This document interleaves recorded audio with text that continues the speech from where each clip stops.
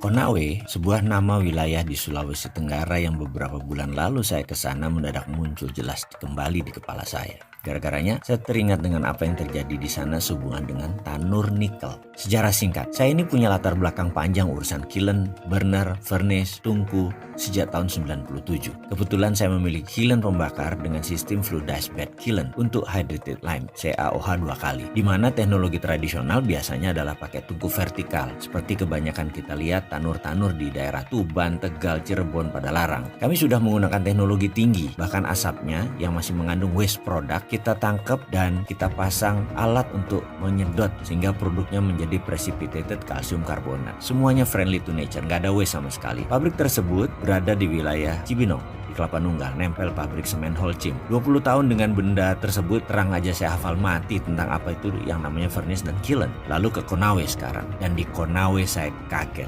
Lokasi tanur di Konawe yang makan waktu 1/4 jam dari Kendari, ada hal yang membuat saya kaget. Berjajar vertical kiln tungku pembakar nikel atau nickel smelter. Ada kali 50-an. Tingginya rata-rata mungkin 18 meter. Tinggi sekali. Asli saya kaget. Pertanyaan saya, mengapa pakai tanur furnace vertikal ya? Ini kan barang teknologi lama. Apa mungkin karena murah? Atau karena cepat pengerjaannya? Atau karena low teknologi? Walaupun merusak lingkungan, gampang ngontrolnya. PLC, Programmable Logic Controlnya kan sederhana. Semuanya panel. Tidak perlu komputer IT yang canggih. Itu dugaan saya sebelum saya masuk ke dalam lokasi pabrik tersebut. Saya akhirnya masuk ke dalam. Pertama saya melihat struktur besi terpasang di sana dan tungkunya. Saya menatap tajam semua struktur dan mulai Jawa Timuran saya keluar. Ancuk rek, makian saya keluar dalam hati nih ya. Bawaan saya waktu itu mau perang aja. Rasanya wis arep tak tantang carok iki sing duwe. Asli gondong pol saya bilang gitu. Asli saya ngamuk walaupun dalam hati. Bener deh. Kalau ada celurit saya tak tantang iku orang asing sing wet dan tenan itu. Tapi saya masih tahan. Lalu saya berkunjung ke ruangan PLC room. Ya kelihatannya bagus dan baru. Tapi saya tahu semua ini bungkusan tok. Ini barang bekas. Tahu kenapa saya gerendeng? Ini namanya ekspor debt atau mengekspor hutang. Atau Indonesia mengimpor hutang. Di sono negara yang kita ambil, mereka yang mengekspor hutang. Mungkin saya salah, tapi sesama bajingan ekonomi, jangan anggap remeh si Sontoloyo ini. Insting saya jalan. Ini kita import debt, mengimpor hutang. Saya ini bajingan ekonomi. Tapi yang saya makan bukan negara sendiri, negara orang. Begini ceritanya, kisah nyata ini. Dulu saya memiliki pabrik di Pasuruan, hutang bank.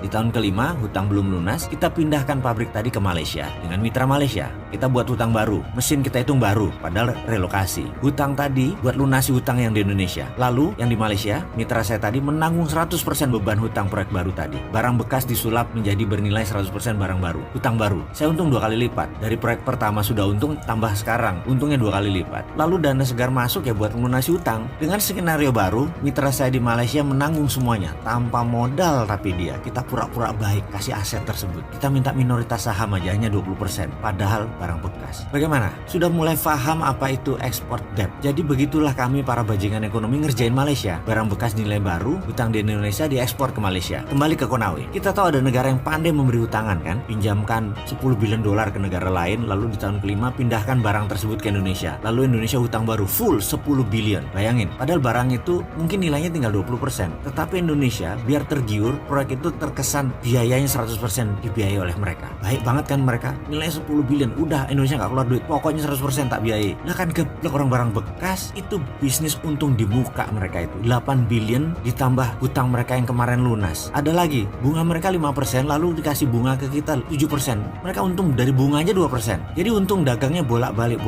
Lah kan saya anco-ancoin itu proyek, digeblek-geblekin pejabat yang masukin investasi ini. Yang katanya memasukkan investasi billion dolar ke Sulawesi Tenggara. Gak ada tunainya, yang ada mesin dinaikkan 5 kali lipat, kita sudah nanggung 100% hutang, blek barang itu ditaruh. Kan yang nanggung Indonesia. Ancuk tenan lah. Saya tuh udah tensi saya tinggi kalau udah kayak gini. Tangan saya ngepal berapa kali dan dalam hati ngamuk gemuruh emosi. Saya melihat tumpukan limbah B3 di mana-mana sisa pembakaran nikel. Udara sesak debu pabrik. Lalu di mana untungnya buat masyarakat Indonesia? Lalu yang mengantar saya berkata, "Bapak mau sekalian ke Morowali nggak Pak? Hanya 5 jam kira-kira dari posisi sekarang." Saya menatap dia dan bertanya, "Berapa banyak tanur di sana?" Dijawab olehnya, "Ya lebih banyak Pak dari Konawe." Saya diem, cuman komentar anjrit. Yang itu aja yang keluar dari lidah saya. Walah Gusti, mudah-mudahan ini saya salah data. Maafkan kalau saya salah, nggih.